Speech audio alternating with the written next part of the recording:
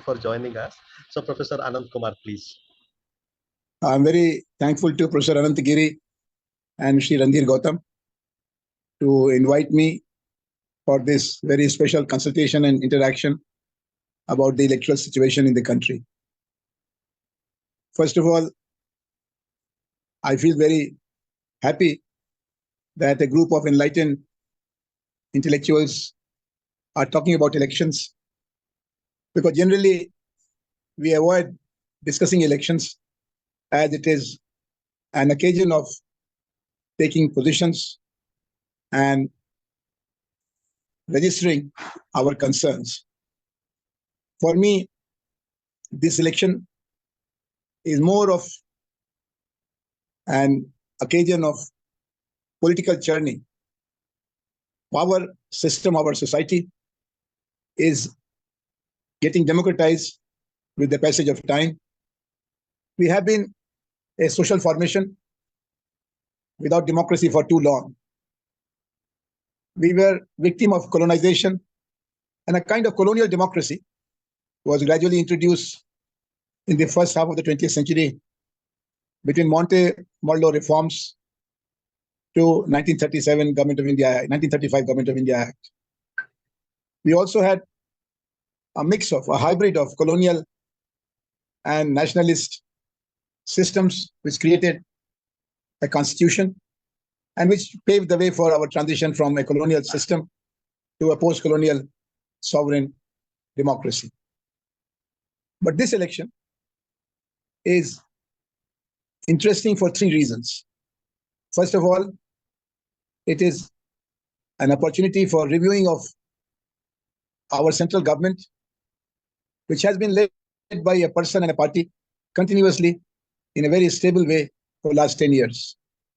So we are interrogating the performance of our central government. Second interesting feature of this election is that it is being challenged by a coalition of political parties headed by one of the oldest parties of our country, Indian National Congress, which has support of several regional parties and ideological parties also. They claim to be representing an alliance for democracy, secularism, and constitution. This does not mean that the dominant alliance or the ruling dispensation is not for secularism, democracy, and development.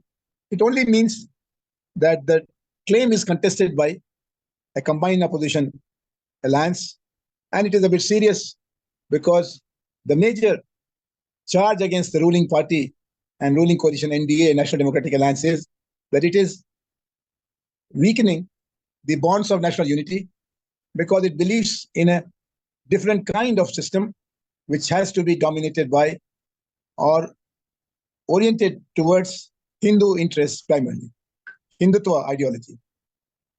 Third interesting part of this election is that we are reviewing the performance of our system within the context of globalization, which has been there for the last 3 decades from 1990s till today.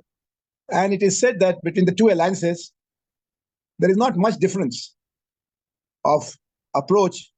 Both alliances are not anti-globalization, not anti-liberalization, but one is more open to allow private capital to play its role, and the other alliance is offering a set of 5 guarantees and 25 relief measures for promoting distributive justice, which is being criticized by the ruling party and its allies as wishful thinking, as something which is not practical because we don't have those kind of resources.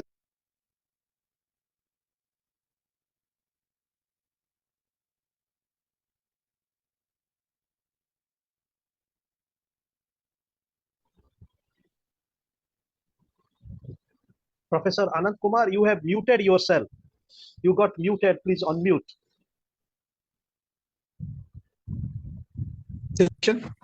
Is very serious exercise of democracy, and we have to have both perspectives from below and perspective from above. If you look at the election from local perspective, it is a kind of confrontation between forces of social order and forces of social change. The parties which are together, both sides, National Democratic Alliance and United Progressive Alliance, both are for orderly change. None of them is committing itself for some kind of a revolutionary transformation, because orderly change is a requirement of Indian society and polity. Not only order but change, but not only change but order. Three institutions are being interrogated in this election. The foremost interrogation is about role of religion. Do we allow a religion to play a little more prominent role? Do we allow identity politics around religion, particularly the problems of relationship between Hindus and Muslims, two major religious communities in the country? So religion is being interrogated, and theories of Gandhi, Savarkar, Tagore, and many other visionaries are brought into play. Second institution which is being interrogated is caste. Do we need more radical programs to allow better representation of underprivileged castes? The leader of the opposition party alliance, Sri Rahul Gandhi, is arguing for undertaking a caste census so that we become aware of the deficits of the present system of representative democracy and promote ways to allow more presence of the weaker sections, particularly the scheduled caste, scheduled tribe, other backward classes, and women, and to some extent backward minorities in judiciary, in media, in business, because we have a short representation in legislative system. Elections system has reservation of 15% seats for scheduled caste, 8% seats for scheduled tribe, and they also propose now reservation from 2029 for women. But we don't have similar provisions for representation in so-called private sector of economy. So between the two alliances, the defining difference is that the alternative alliance led by Congress is promising reservation for weaker sections, underprivileged sections in private sector also. So the question of caste and tribe is on the agenda. The third is the institution of citizenship. As citizens, what are our responsibilities and what are our rights? And here again, there is a differential perspective. There is a general promise of better tomorrow, giving India a greater status, a greater capacity, a better honor by the present alliance. They say that by 2047, India will be Vishwaguru. India will be at the top of the system. On the other hand, the opposition alliance led by Indian National Congress, supported by CPM, DMK, Rashtriya Janata Dal, Aam Aadmi Party, etc., is arguing that we don't know about 2047. But at present, we are nowhere in the global scene. We are vulnerable, we are humiliated, and we are marginalized. China and America are commanding the global setting, and we are a weak country because our essential indicators are very unhealthy, very deficient, like literacy, nutrition, employment, human rights, and facilities for the underprivileged. So friends, this election is going to give us an opportunity to negotiate about religion, about caste, and about citizenship. So far as the interesting part of the story is related with who will win, who will lose, we are only today completing third phase of the election, so nearly half of the seats are covered, or less than half. And by 1st of June, we'll have 4 more rounds of voting. As a social scientist, I must express my satisfaction that there is no reporting of large-scale violence from any part of the country, though the election is very keenly contested. And except for Manipur, there has been no reason to feel unhappy about the voting process. Second part of satisfaction is that this has been not an electoral exercise which is remarkable for low turnout or high turnout. It's average. What happened in 2019, what happened in 2014 is being repeated. There is no wave against or for any alliance. So it's a moderate election that way.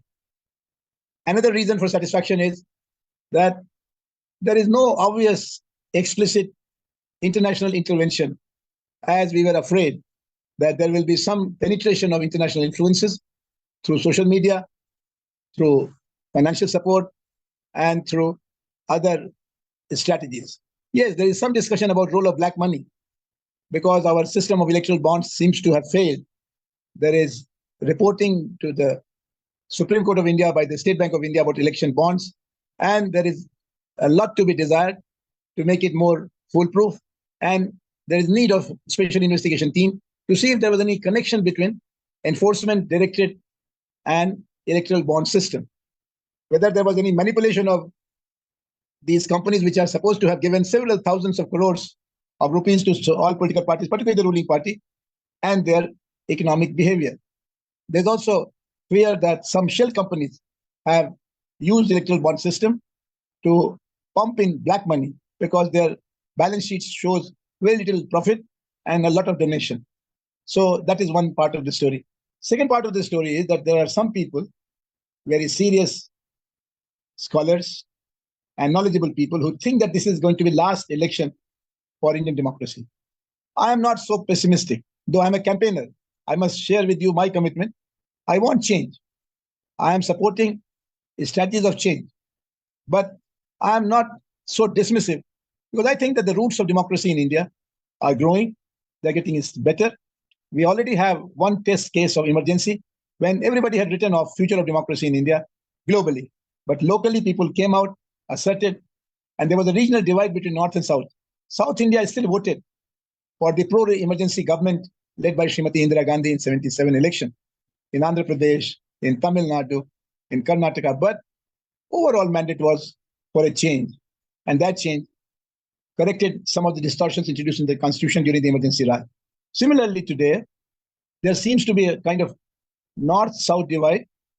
North is supposed to have blocked the onward march of a National Democratic Alliance led by Sri Narendra Modi between Kerala, Karnataka, Tamil Nadu, Andhra, and Telangana.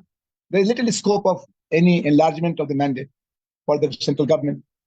But South is not total of India. There is Eastern India, Orissa, Assam, Bengal, and Northeastern states.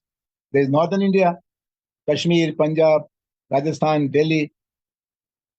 And there is, of course, this large Indo-Gangetic basin constituted by Uttar Pradesh, Bihar, to some extent Madhya Pradesh, India above Vindhyas, where there is keen contest. There are all kinds of predictions. I want you to hold your horses. I also want myself to be a little cautious in making any prediction. But I must say that it is an open contest.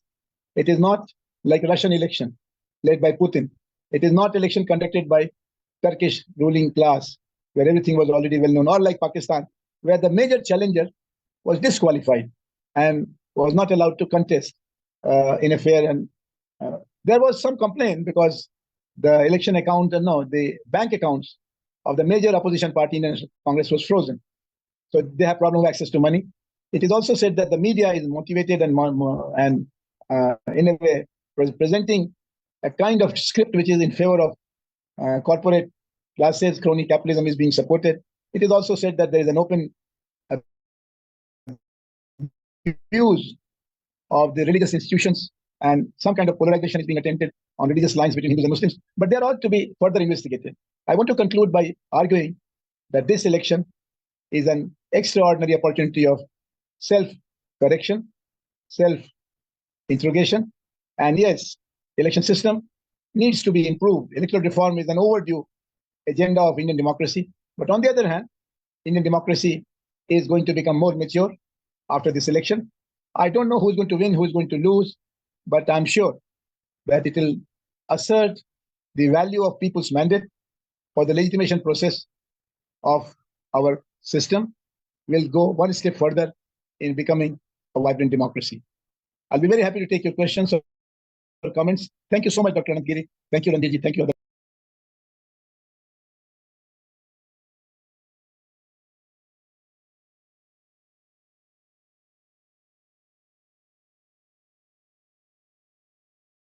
Will have his own reflections. There are 6 concerns from our participants. I'll very briefly touch each one of them. First one was about the role of money power and expenses. Yes, it is one of the largest electoral exercises in the world. There is a huge cost put together because we know only about the cost which is involved in the logistical operation, meaning use of election commission support system. We also know about the cost of individual candidates campaigning, but we don't know about the party's cost. It's hidden cost.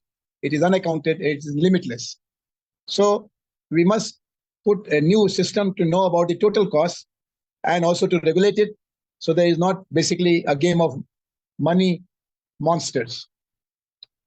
It is also related with the question put by Dr. Shipra, where she pointed out a growing trend of giving opportunity to people who have money and who have not done much service. So having money power is becoming a primary consideration, and some parties are openly selling their tickets. It is very unfortunate, because money power should be exercised in market, in enterprises, in startups, not in election system. Election and money power don't go together. Then there was this question about foreign policy, about BRICS. As we have seen, India in last 3 years, post-corona, has decisively shifted away from China. Russia is mediating between India and China, but Russia is also playing a confusing role. That leaves Brazil, South Africa. And both of them are silent about the clash between India and China in Ladakh area, Galwan Valley. And of course, India and China are without much communication. The dialogue has broken down. There's a collapse of India-China conversations. So this election will certainly make India move a little further towards Japan, South Korea, United States of America, vis-a-vis China. Then there was this question of, there was this concern about the role of ideas, the role of programs. It is interesting that younger Indians are expected to vote more as citizens than as caste bloc. It is also interesting that this election is a little better mobilized voters election, because Mr. Rahul Gandhi undertook a yatra from Kerala to Kashmir, and then later on another yatra from Manipur to Mumbai. And that energized anti-government voters. Of course, it created a response from the ruling party. They made their own mobilization around Rama Temple.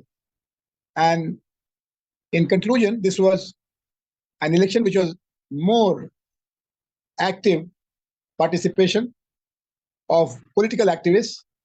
So it must have some impact on ordinary voters. But there was not much of campaign by the Election Commission or other agencies to promote voter participation or to promote voter education. This has been a missing role of the Election Commission. There was also this question about role of judiciary. Opposition parties tried to bring in judiciary on the question of EVM machines. There was some suspense for a while. There were some instructions by the Supreme Court of India to the Election Commission and to media, to political parties, but nothing substantial. So this Election Commission is under a cloud. It is supposed to be non-active. It is supposed to be a silent partner with the ruling party, and that is not very healthy. Election Commission, like Supreme Court of India, should be above party considerations, should be pro-voter and not pro-rulers. But it seems that the movements against unemployment, about educational crisis, and some other concerns of the youth like Agniveer Yojana have activated the younger voters more than in the last election. So I hope that there will be better participation by the younger voters in the election of 2024. Thank you. Yeah.